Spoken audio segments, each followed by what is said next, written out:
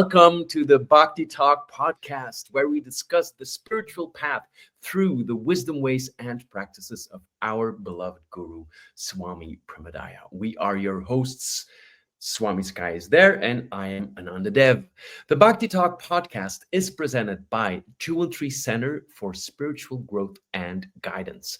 Visit our website at jeweltreecenter.org and be sure to like and subscribe on Spotify, YouTube, or wherever you get your podcasts. You can also find us on all social media platforms at Bhakti Talk Podcast. Today, I love this.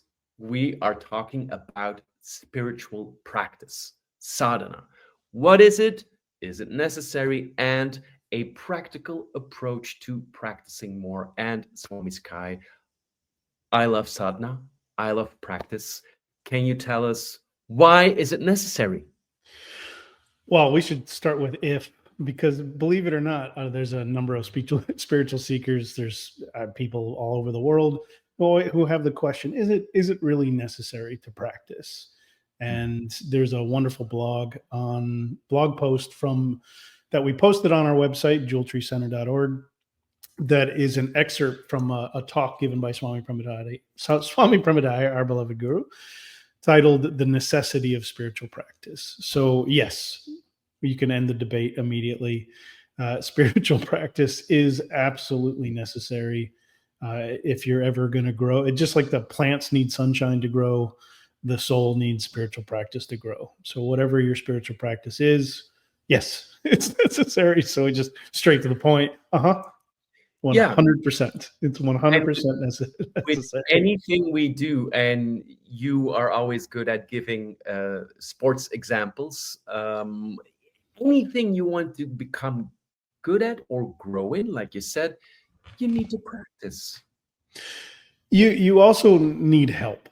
We all need Guruji. One of his he's the practical guru because his teachings are so simple and effective. We lovingly refer to Swami Premodaya as the practical guru because of how effective he is. And one of his teachings is we all need massive help. And then he adds every day. So just like the sports analogy, you can't get very far if it's just you.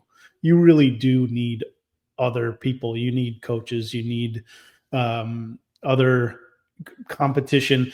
I hate to use the word competition because nowadays we have such a materialistic culture that is so based in competition as a form of violence.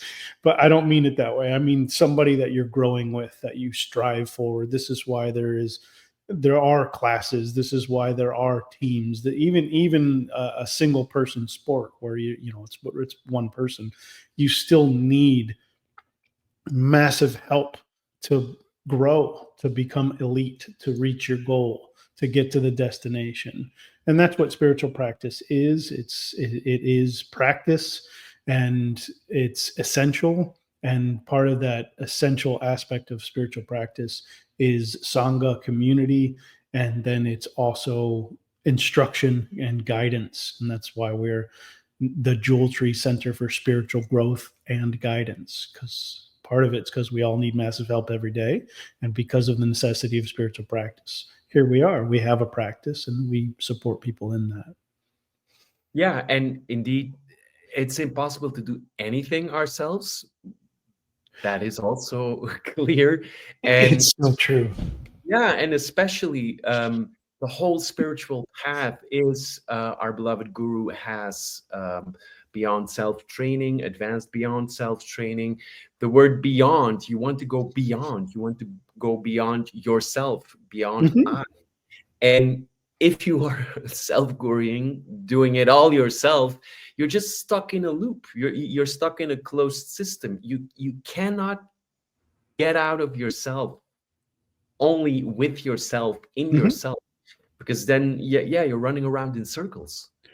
There's no question that no matter what it is in life, if your approach is to do it singular, just you, it's limited. There's no question. Yeah. And there's also one of the practices from our beloved Guru is acknowledging our interdependence. how we are absolutely interdependent on everything. And even when you hear about and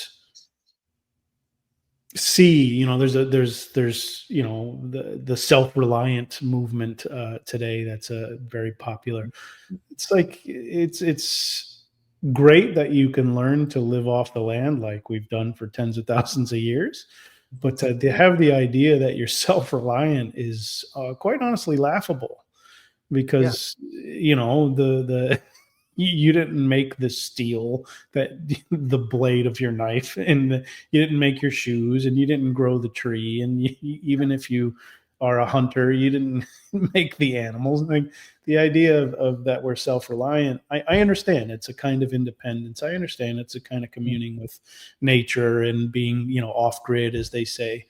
But there is no off grid. You're completely and utterly interdependent on everything and Yeah. everyone. And that's why we all need massive help. And we accept this when it comes to our car, and we accept this when it comes to jobs and grocery stores. But oddly enough, the materially worshiping worldly way of now has somehow rejected the idea that you need spiritual help, and has convinced people that they can do it entirely on their own, which is a big misunderstanding. It's confused a lot of people, and it's made a more isolated life, and it's made a more difficult life. And one of the funniest ones is this coaching movement. The coaching movement will tell you that you don't need anything. It's all, but hire me, hire me as your coach. But you could do it all on your own as long as you have me as a coach. It's just all very. It's kind of lost its way, and it's made very, very. You know, the new age is. But the old age has been around for tens of thousands of years, and it's really the tried and true way of the fact that you really do need massive help. And it's a little bit funny to see some of the marketing that suggests that you can do it all on your own, but you should hire me to to have you do it all on your own. Yeah, and to add to your point, also one of our beloved gurus' teachings, life is other people, and literally everything comes from other people, comes through other people. Including you. Yeah, yeah, yeah, yeah, yeah. Quite literally. Yeah, yeah, yeah, yeah. You literally came through another person. Yes, yes, absolutely. So Maybe that's yeah, where the game Shoots and Ladders, the original idea came from, because you just, that's all basically life. You come through the chute, and then you try to climb the ladder. yeah. It's you know, it's we should get one of those games for our green room. But back to the necessity of spiritual practice, because we're sort of talking about the necessity of spiritual help. But to make that connect is the necessity of the help comes through the practice. So there is the massive help that we need comes through the practicing. So there's all sorts of ways. So we should, you know, one of the questions, well, what is spirit? Well, what is it? I don't even know what my spiritual practice is. Well, this is a fine line. This is what I want us to sort of pull out through the taffy machine and sort of talk about, which is currently, you know, so the spiritual practice, you might be born into a tradition, or you might be very attracted to a tradition, or if you have a blessing in your life, somehow God arranged it all and made it very clear that this is the right path for you. And if you're really blessed, you have a guru. And if you're really in the tiny minority of history, you have a living guru. And so that is arranged, and it aligns, and that becomes your practice. It's very clear. But many people who are searching, what is a spiritual seeker? A spiritual seeker is ultimately looking for their spiritual practice. And one of the difficulties in this, we'll call it technological age. It's very funny to call it that, because I don't see a lot of genuine advancements. If anything, it seems like we've gone backwards. Not seems, we have gone backwards in a lot of very normal ways, like the ways that people can no longer talk to each other. But what they can do is search, and they can search a vast, vast library of information called the internet. And so people have a harder time finding the path that's right for them because it's so broad. And one of the challenges is people pick and choose. And they, I like this Buddhist practice, and I like a little bit of this from Kabbalah, and the Native Americans, the light smudge, and, crystals are interesting. And all of these things have elements that work for people or are real, genuine spiritual paths. But it doesn't necessarily mean that it's your spiritual path. And so it becomes very confusing. How do I even know what my practice is? And people kind of go to the market, if you will, the spiritual market, and they pick and choose. I've got a buddy here who is squeezing me off the couch. I don't know. For anybody who's watching on YouTube, he's pushing me to the edge. So his spiritual practice is taking a nap right now. So one of the challenges people really, really have is they really, even if they're in a tradition, like if you're a Catholic, you're born Catholic, it's like, I go to church on Sundays. Is that my practice? What is the actual spiritual practice? And if you're in a tradition, the practice is laid out. It is part, and to do the actual practice of that tradition. The problem is, regardless of whatever tradition it is, or if you're searching and you're picking and choosing, ultimately what people do is they pick what they like. And that's why self-guruing doesn't work. That's why we need massive help, is because ultimately we choose what we like. And the way I want to start by summarizing spiritual practice is through the simplicity of our beloved guru. He has said, do what's best for you instead of what you prefer. Choose your practice is, at the very least, doing what's best for you. And also doing what works for you. Right. So what's best for you is what works. Yeah. So some people really love hatha yoga. Their body moves. That's what they do. Some people treat it as an exercise, like going to the gym, and some people are very sincere, real hatha yogis. And some people it'll take them so far, and then they just stay there because this is it. It's like life. If you're alive, life is again, our beloved guru. It moves only one direction, forward. So if it's neutral, if you aren't growing, if you aren't transforming, then you need to practice something more or something different or something more intensely, because we tend to adapt like human beings do. Human beings are adaptation machines. Another teaching from Swami Premodaya. All these nuggets of wisdom that just literally will transform you if you really take them in and ponder them and get it. We are adaptation machines. So even if something has grown you, we adapt to that. But it doesn't mean stop. So that's when you seek further guidance. That's when you seek further knowing, teachers, support, Sangha. So it's really important whether you're in a spiritual practice or whether you're seeking a spiritual practice, it's really important to understand that it's a very real process that has results.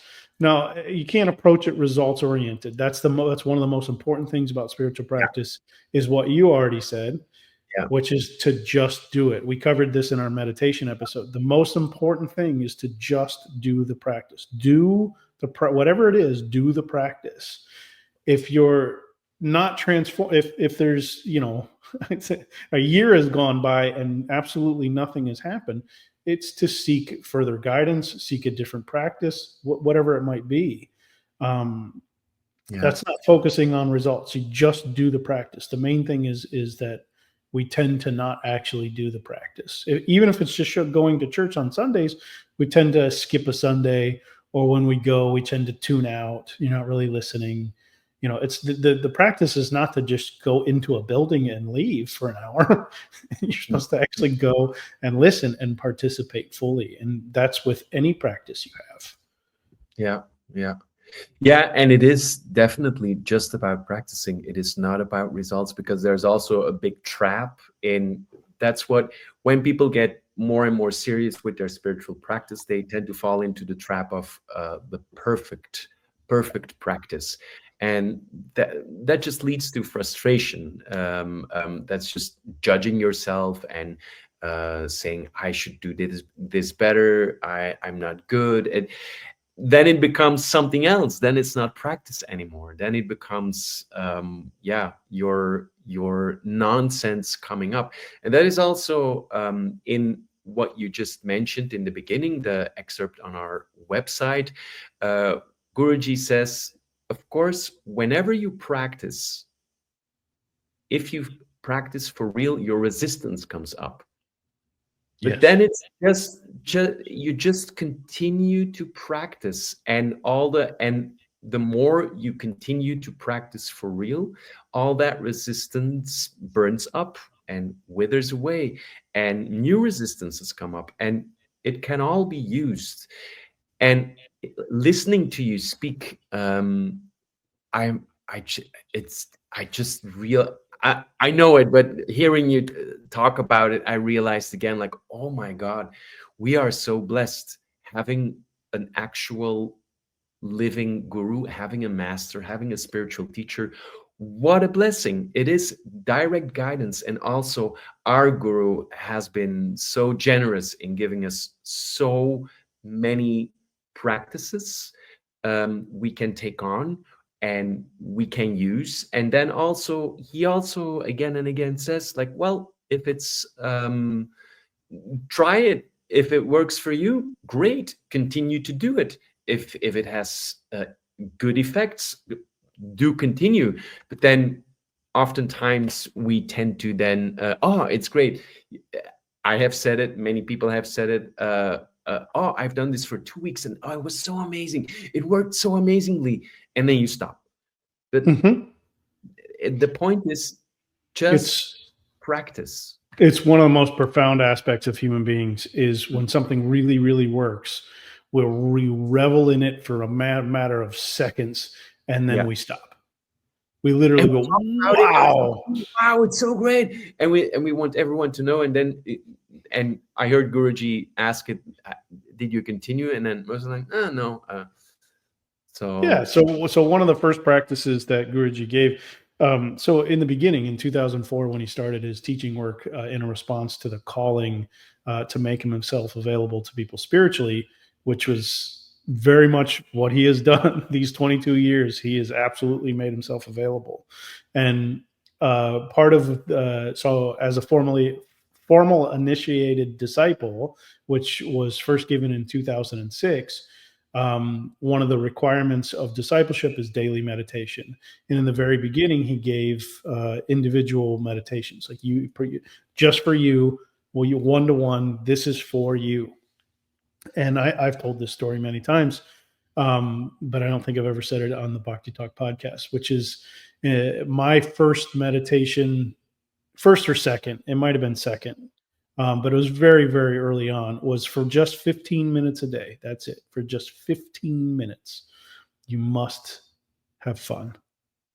15 minutes of fun every day, no matter what. This, I've told this story before. I showed up with a very, very, very serious person. I had the issues that I had, the sufferings that I was carrying. But literally, when we say spiritual practice, what is your guru given meditation? It was literally, and talk about resistance. But you just mentioned resistance. The beauty of Swami Premodaya has given this, and he's also quoted Osho, an aspect of this, which is resistance means now you can change. Mhm. They said you're aware of the resistance. You actually can do something about it. It's when you're just sitting in, and this is why we need other people. This is truly the blessing of a guru. Imagine something so simple. And of course, I did. Well, I don't know if it's of course, but I did do the meditation. I was very diligent about it for pretty much what you said, about 2 weeks. And then I kind of was like, okay. Then I just, and it immediately had a way of just softening everything, changing everything radically, something so simple. And then, of course, I turned that into something serious. Yeah, that is also something we tend to get into, like with practice, to make it overly serious, while Yeah. it's really not necessary. What helped me a lot in softening around practice is, hey, it's it's also like everything in life, experimenting with Mhm. it, doing what is required, and also following how the practice is set up, really doing it, but then also just experiment with yourself. And that has made it very playful for me. And yeah, talking about practicing more, how to practice more is ease. Take it Mhm. easy, do it, have the discipline to go into it, and just continue do it. The word just do it is very important. And what you said, don't take it overly serious. It is playful. It is actually, that's my experience. Practice sadhana becomes fun. And in the beginning, with everything or anything we practice, um, yeah, it's difficult. Yeah, It's it's new. hard. It's We challenging. have we have to will. We have to use our force of will to do it. But then the ideal situation is when it then becomes involuntary, and when it becomes Mhm. something you want to do. That is what happened for me. It's like, hey, my day, my day is built around practice. It's like Yeah. all the rest, like, hey, I practice, and all the rest, what comes, it's fine.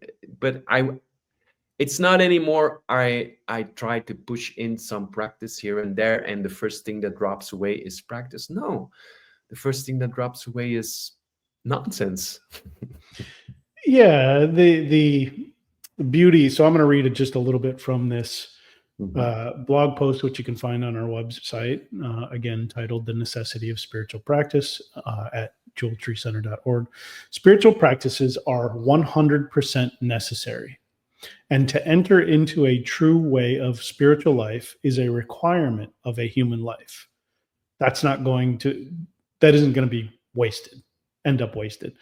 Anything less, and it does end up essentially wasted. This is the Buddhist view, that it's a waste of a human life to not use it for a higher way, to reach the divine, to reach that which is beyond this life.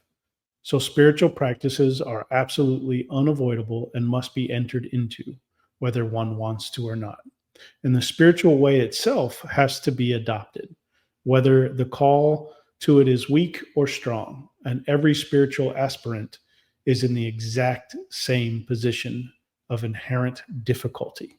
The difficulty is until you're, in essence, surrounded by spirituality, you're eating, breathing, walking, talking, spirituality. Until when you turn around, the spiritual will be there. You turn to the left, the spiritual will be there. When you look away, wherever you look, the spiritual will be there in some form. Until that's your actual experience and your actual situation, you will be at war with the spiritual necessity. You'll be at war with the body and the mind and what's experienced as spirit or soul inside a person. Inside yourself, you'll be at war with it because it naturally resists everything that represents the spiritual way, everything that represents spiritual practice, and everything that represents the divine reality. So that has to be accepted. The hard part for most people who are serious in their spiritual intention and in their spiritual life, the really hard part is to recognize and accept that there's no other way it's ever been, no other way it can be, and no other way it'll ever be. That the majority of the spiritual search, the majority of the spiritual path, the majority of spiritual life will be lived and experienced as a matter of resistance, as a matter of unwillingness. The very practice you engage in or practices, the very fact that you take the path seriously, makes you more aware of all the resistance that's naturally there. That resistance isn't the resistance of one who is serious. That resistance, excuse me, that resistance isn't the resistance of one who is serious about spiritual life. That resistance is the resistance of the body, of the mind, of the soul called spirit, of the soul that you're in touch with, your kind of deeper self. And that's not your real soul. That's just your experience of yourself on a deeper level. So even that is in resistance to the truly spiritual, to the demand for surrender and for transcendence that is natural in the spiritual way, and that any serious spiritual movement makes you more aware of. Yeah, So and there's Guruji can. more, Yeah, but yeah, there is it's more. you just, I would encourage people to go read. There's so much it's unbelievable how much information is on the website, how many teachings from Guruji. So that was from Swami Premodaya. Let's see if I have I don't have the actual recording in front of me, but you can read the blog on our website. Yeah, and in that same piece you read now, Guruji continues saying how resistance is the case for everyone. Yes. It's for everyone, and it is there, and it's fine. You can do anything with resistance. You can do anything even with fear, but that's not what we're talking about. But with resistance, you can do it with the resistance. That's Mm-hmm. discipline. Discipline is, yeah, you just do it anyway. And Guruji recently gave us a way to control your mind. Step away from your thoughts. Don't believe your thoughts. It's the same with resistance. Resistance is also a lot of thoughts that come up. And One of the things that absolutely triggers the resistance or a fear response is what you were already alluding to, was this idea of perfect practice, and that really comes from the right and wrong game. So that's all the world. The world is doing the right and wrong. Am I doing it right? Am I doing it wrong? Am I good? Am I bad?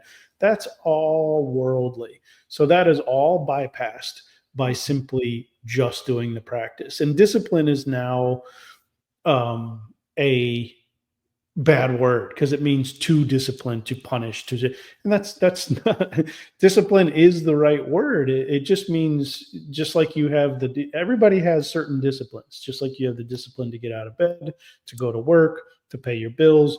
You're already, and this is a point I want to get to next, is you're already practicing all the time. You already have disciplines, and it's just, do you want to be more disciplined towards the divine, God word, towards the universal, towards whatever word works for you, truth, God, reality, what is, cosmic, any of those words will be great. And we're for all of them. The words don't matter to us as much as the actual direction.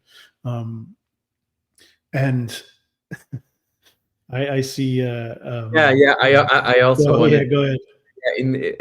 shout out to Alana. Alana is our Yeah. producer and our guru sister. We're gonna throw her on the stage. There you are. So There, Alana, there she is. Alana wrote in the chat box, resistance is the practice working. Indeed, absolutely. When you're practicing and resistance comes up, that's a clue. so it's nice to have somebody actually here to help us produce the show. So it's it's funny to say produce the show, because I just love you, and I just want to get together and talk about discipleship and spiritual practice. And the idea that we do that in front of a camera to microphones is very funny, but at least we get to do it. I feel very privileged, and we're thankful that Alana is here and helping us out. So resistance is the practice working is a beautiful quote and reminder of how to not take it so seriously. You Mhm. feel all the resistance, you feel all the difficulty and challenge. You're like, yeah, okay, good. That means it's working. Yeah. Feeling, I love Guruji's quote about fear when he says, you can always jump out of the plane afraid. It's like you don't have to wait until fear subsides to do the practice. You do whatever your practice is, you do it anyway. You just do the practice. That's what the discipline is. Now, there's another aspect of spiritual practice that I think is essential, and it's, again, Guruji is so practical. He says this in many different ways, and one of the guided meditations that he did, he talks about how you're always meditating on something. We talked about that previously in a previous episode as well. But you're also already practicing. You're already disciplined. You're already practiced. You're just practiced in the way of conditioning, which for most of us is not what we would prefer. It's certainly not what is best for us. So if you really want what's best for you, spiritual practice will always include more awareness, and it will always include doing the actual practice as given. The thing that all human beings tend to do until they have enough discipline and they practice enough with enough awareness is they tend to adapt all practices into what's comfortable for you. So understand that's what you're practicing. You're practicing making things comfortable for you. In other words, it's another ego exercise. So one thing to take into your day to day, one thing that helps with, get rid of over seriousness of perfection, of doing it right and wrong, and making this into some arduous thing, is to understand that you're already practicing in everything that you do. But are you doing it with awareness? Are you doing it with intention? Is it actually aligned with your actual spiritual practice? Or are you, fudging it in order to avoid doing the actual discipline of your personal actual path? And this is, again, why it's hard to go to the market and choose a little bit from this one and that one and that one. That's why it doesn't work.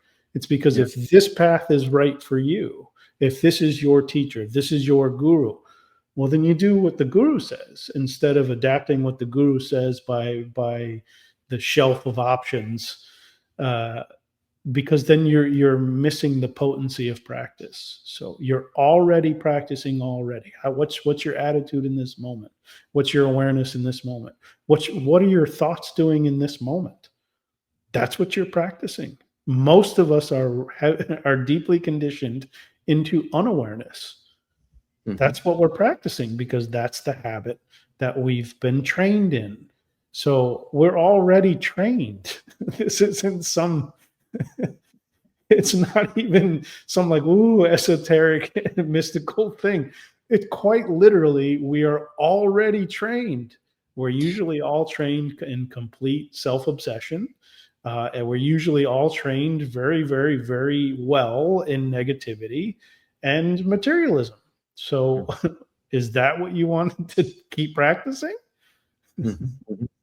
Yeah, and it's all about, if you're a spiritual seeker or a spiritual finder, there are different ways to put it. You want to know God, you want to go beyond self, you want to realize.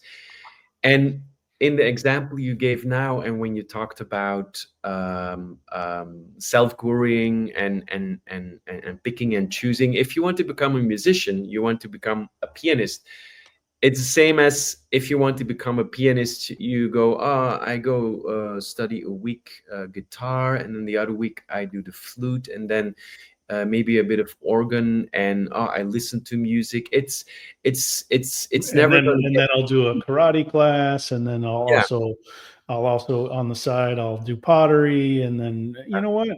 I think I'll go fishing. Yeah. Well, okay. I'm nobody's against having interests, but if this is your path, you're really given the true light of understanding, which is you dedicate everything to this path. Now we should at least take a moment, this seems like the right one, and acknowledge your path. So all the formally initiated disciples of Swami Premodaya and of the people who are students or friends or anybody who come out of all the 22 years that I've been, this is the 22nd year with Swami Premodaya, you have the most ego shattering practice. Now, Guruji's given everybody it. Now we all have the same meditation. Now we all do a lot of practices together. You know, it's very much a community. It's a beautiful sangha, but of our whole incredible spiritual community of sincere, wonderful people who've grown and transformed, you and Shamari have the most arduous practice or the most arduous way of doing this practice. So one thing that we do is, you know, you try to spend as much time with your guru as possible. That's one of the things that any initiated or anybody, that is why you go to the temple. That is why, because you're spending time in that environment, because nobody affects you more than who you spend your time with. So spend time with your spiritual people. If this is your path and that's their direction. All that's a lot of words to say. In order for you to participate, because you're in Brussels, in order for you to join and participate the way that we all do, we all come together, but your practice is radically different, because when we get together at 2 p.m. for an all-day workshop and it goes until 7:30 p.m., or we do a retreat, which, you know, gets together at 6 p.m. and, you know, finishes at 10 p.m. on day one, and the day two is 10 a.m. to 10 p.m. That's entirely through the day and night for you, week in and week out. So in order for you to show up the way, you know, that I do, I drive down, I come to the temple, but you'll consistently, week after week, month after month, your schedule is all over the place, and it is completely and utter ego shattering, because there's nothing about it that you get your way. You literally don't. You can't get your. There are no comforts. There are no conveniences. There is no ease, and you can't pop into the temple. Yeah. Rex agrees. He's popping up here just to acknowledge that. So your practicing of this way, of this being with Swami Premodaya as your guru, with the teachings as given, with the studies and practices and events that are available, is utterly ego shattering. So you're an authority on spiritual practice because, one, you are a longtime spiritual practitioner, because you've had radical success, including reaching cosmic consciousness, recognized by Swami Premodaya, including being a certified jewel tree practitioner, including being recognized as an advanced disciple.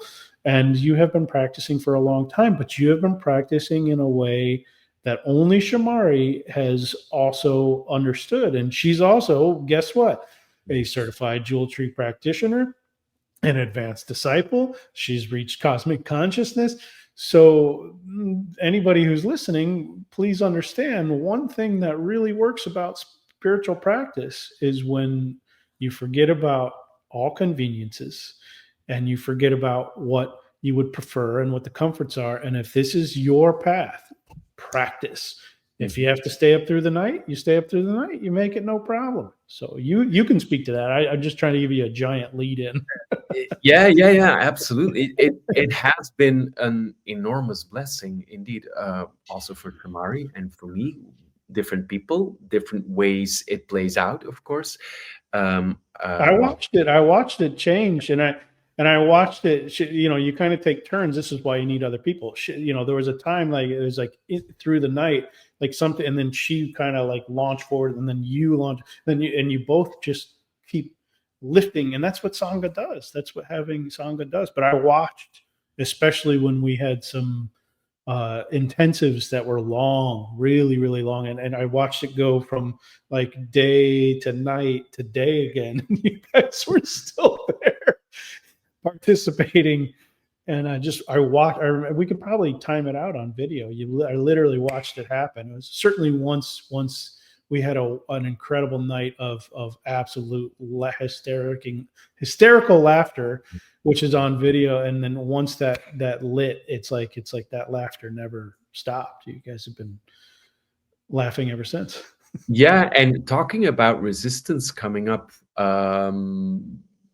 yeah, during a long night, like the body starts to ache, thoughts come up, but then it's just like, no, Sure.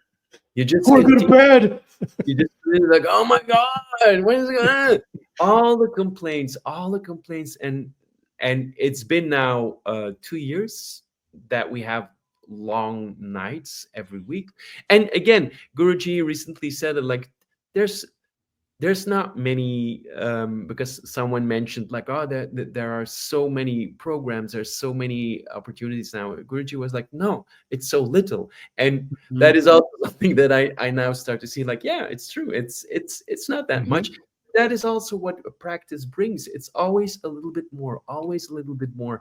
And doing these all-nighters, so many times things come up, and that that was so important for me to be able to then ignore that, just continue like, yeah, there is a complaint and the complaint can be there, but I'm just here and I'm just continuing. And it is also for us the only way we have committed ourselves to this path. If we Mhm. want to be on this path, if we want to be with our master, with our beloved Sangha, that is what we have to do. And there's no question about it. There's no convenience to be found. There's nothing around it. We just th- and that is also why it turned out now that our whole life is built around that. Because if you do an all-nighter and then the next day there are again events, and then in the week you have to flip your schedule to go to work again.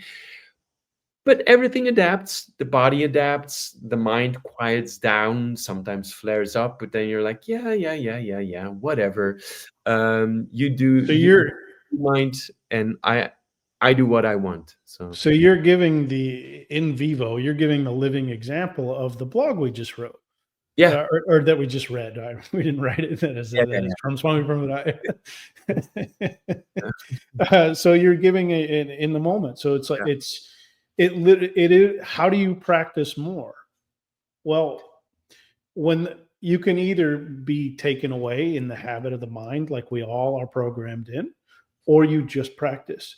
You literally you go down to the center, your spiritual center, you go down to the temple, you whatever your form of it is, and you do it anyway. And then whatever is going on, body heats. That's he just literally gave the example of the resistances that come up, and you just do it anyway.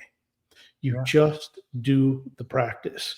And I, I both of us can't say enough that the necessity of a spiritual teacher, the guru, the living guru function in your life is so essential. It is so transformative because it's outside of you. It's not just what's going on in you. It's literally a response function that transforms. Yeah. And this is all the opportunity to get out of that mind trap, the body trap, the complaint, all the Yeah. programming.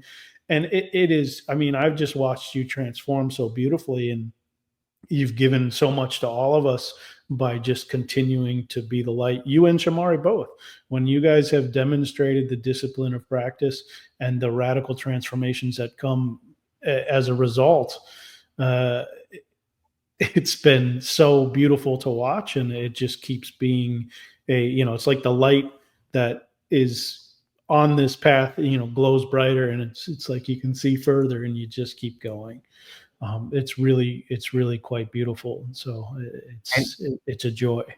yeah, and it is what you said. It's getting out of your personal drama. And for us doing these all-nighters, there Mhm. was a heightened personal drama every week. And then after a while, you really get tired of this. Come on. Imagine Like, if the world got tired of personal dramas. It really would be yeah, because then you really start to realize, like, I'm doing this to myself. This is right. great. There's nothing there's It's nothing better I could do. I could sleep, but would that be better? No, not at all. It's an Not at all. unconscious habit. It's just an unconscious programmed habit of doing the same thing. Now, the wild part of this, for me, is I was so conditioned into not taking care of myself Mm, that back in 2013, we had, so it was the first time we had some of these, never, there was no end time. We were just going to go. mm, And 2013 is the first time we did that. We did that at a retreat. It was we've always been on time. We end on time. And this is the first time the retreat was just going to go. And it was really quite magical because I was so serious about never missing anything ever. You just keep going. And I went to bed. And that actually was me living the discipline, was actually me, because my approach was one of, it was so harsh. And I remember Guruji's guidance, and it was like, of course, of course, go to bed. I'm good for you. and he also said that in that I remember I was there, and he also Yeah. said like, if you're too tired, you go to bed. Yeah.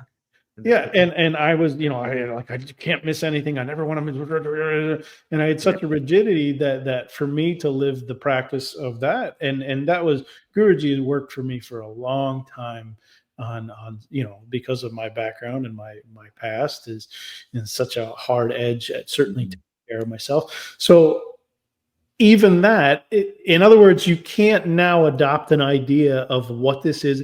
This is why you get rid of the ideas of protection or perfection. This is why you get rid of the ideas of right and wrong. This is why you get rid of the ideas of rules. This is a rule and I have to do it. No, practice is literally everything that you're doing. So if you're using spiritual practice as a way to harm yourself, well, that's not spiritual practice. No, That is not a practice given. So no, no. you really cannot have a rigidity. Um, and the biggest thing the takeaway that I really want people to get that changed everything for me is by understanding that it's everything that you do. Mhm. It's not something, for a disciple, the Guruji gave such a simple understanding that is so profoundly effective, which is you don't fit your discipleship into your life. You fit your life into discipleship. Well, the same thing is spiritual practice. So when you make, Rex has rejoined me on the couch here, and thank you, Mr. Temple Dog. Um, So when you make your life spiritual practice, then there's no question of if you're going to practice or when you're going to practice or Yeah. how to practice more. You literally take and accept every moment. And some moments you're going to have more awareness, and some moments you're going to be an idiot. It Yeah. doesn't matter. You are a spiritual being much more than you are a human being, and you are practicing already. And it is very wise to approach with awareness and discipline the practices as given on your particular path. For us, that's the practices given by Swami Premodaya, and we practice those with diligence and discipline. Hopefully, most of us are doing some form of that. And the reality is, you can always practice more. But if you come from it with that approach, you're at least understand that it's already everything you're doing, and now do it with guidance, do it with sincerity, do it with Mm. discipline. Yeah, and cheerful optimism. I also want to throw in the mix. That's also one of our beloved guru's teachings. And the word discipline. It's so sad that it's got such a bad reputation. It It really is. discipline is so beautiful. In reality, it's fun. It's life affirming. It is relaxed. It is in itself also non-serious. Our guru has also told us many times, soften, and that is such an important key. What you said with being too rigid, I think we all understand that. We all, when whatever practice we do, but an antidote to that is also what you said, that life is practice all the time. So Yeah. There's It is meant to be fun. Discipline is meant to be enjoyed. It's meant to be, if you didn't have any discipline whatsoever, life would just be complete and utter chaos. yeah, It's discipline is where the joys come from. I mean, you mentioned the sports analogy. Well, if you didn't have a discipline in the sports analogy, there wouldn't be a game. And a mhm, games are meant to be fun. mhm, mhm. That's what this is. So discipline is really meant to be in a form. It's meant to give you the structure of enjoyment. Yeah, It's and what the it's what it enjoy. It's what allows you. Like if you and I are going to meet to go for a hike, we're going to meet. When the sun is at the highest point, and we're going to meet at the big rock. That's the discipline, so that we can then have fun. It's like yeah, the discipline is we're meeting here at this time to do this thing, but it's not serious. yeah, yeah, and another word people don't like, maintenance. Discipline and maintenance are go hand in hand, but Yeah. you don't maintain, if you don't clean your house, if you don't clean the dishes, life is horrible. Everything stinks. You don't have plates. You don't. It. If you don't put gas in the car, you're not going anywhere except for roughly 300 miles, because that's industry standard. The industry standards are roughly 300 miles. That's all you're going to go. Well, a car could, it could go 100,000 miles or more. That's a lot more miles. That's all maintenance is. Maintenance is putting gas in the car. Yeah. Don't make it so serious. You can't drive very far on a flat tire. Put air in the tires. And that's what spiritual practice is. And like you said, the more you practice, the more you're capable of, the deeper you can go. And so I hope that this hour that we're spending together, if anybody is listening to this, thank you. But I hope that gives you some encouragement or support, or let you know that we're a fan of spiritual practice. So if you're a spiritual seeker, if you're a spiritual practitioner, or whatever you call yourself, spiritual finder, we're in support of that. And And it's okay. Just practice yeah, yet again. and for people who like showers, spiritual practice is like taking a shower. That's always the experience for me. Like my first, everything is practice, but we have some practices our guru gave us, like murti meditation. We have prostrations. I literally feel my first practice of the day is like taking a shower. It's like, it's Mhm. it's really cleansing, and it sets the tone, like taking a shower. It's like the how I hear what you're saying too. It's like an alignment. Like it's like Yeah. your day is aligned, and now whatever your day is, beginning or ending, it's you are attuned to what matters. Is the news the thing that really matters, or is the fact that you have a spiritual life?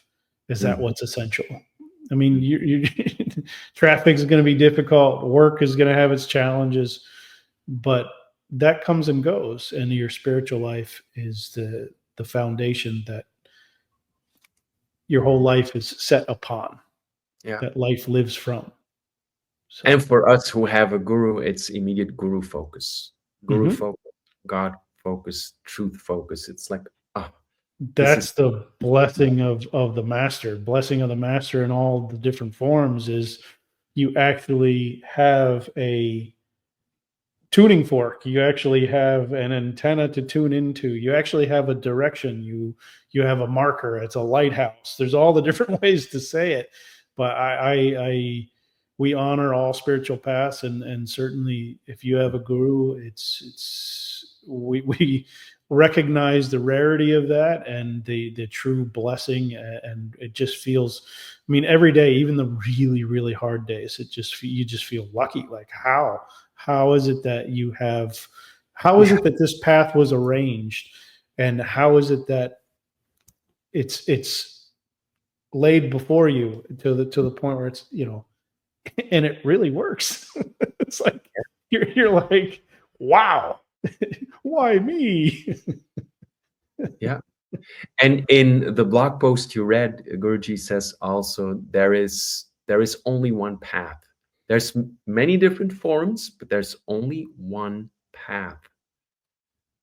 Yes, that's the link. Okay. Well, I think that's a good place to end. Yeah. Oh wow. Thank you So so much, Swami Sky. I love you, mm, man. I love you. It's such a joy and a pleasure to Mm, walk the path together. I can't mm, believe. Not only am I blown away that I get to be on a spiritual that I'm on a spiritual path, and that having a guru was entirely arranged by the beyond itself, but it includes a sangha and my sangha brother and my sangha sister, and I can't believe how lucky I am to be on this path with my beloved guru, and also with you, and also with mm. you. Yeah. So Yeah, thank yeah, you. It really is a joy to be able to just chat. absolutely. And the support of Sangha brothers and sisters, the Sangha as a whole, it's yeah, beyond my wildest dreams. Beyond imagination. In fact, one of the first videos Swamiji ever put out was "Imagine the Unimaginable," and this is definitely it. Sitting in a temple here in Los Angeles, our very own Jewel Tree Center for Spiritual Growth and Guidance. What a miracle! Jewel Tree Center, Brussels. Here we are. Thank you for tuning in to the Bhakti Talk podcast. You want to take us out? I will take us out. The Bhakti Talk podcast is presented by Jewel Tree Center for Spiritual Growth and Guidance. Find us on Jewel Tree Center's website, where you can check out our calendar of upcoming spiritual growth events, transformational programs, and get access to a free spiritual wisdom library of over 650, I'll say it again, 650 full-length recordings from Swami Premodaya's, our beloved Guru's Woo! wisdom work. Visit jeweltreecenter.org. Thank you for listening. We give gratitude to you and honor your spiritual path. Thank you to our beloved Sangha for your support, Mhm. and a most ecstatic thank you to our beloved Guru, Swami Premodaya. Your wisdom ways and practices continue to be the transformational light on the path. Jai Jai Premodaya!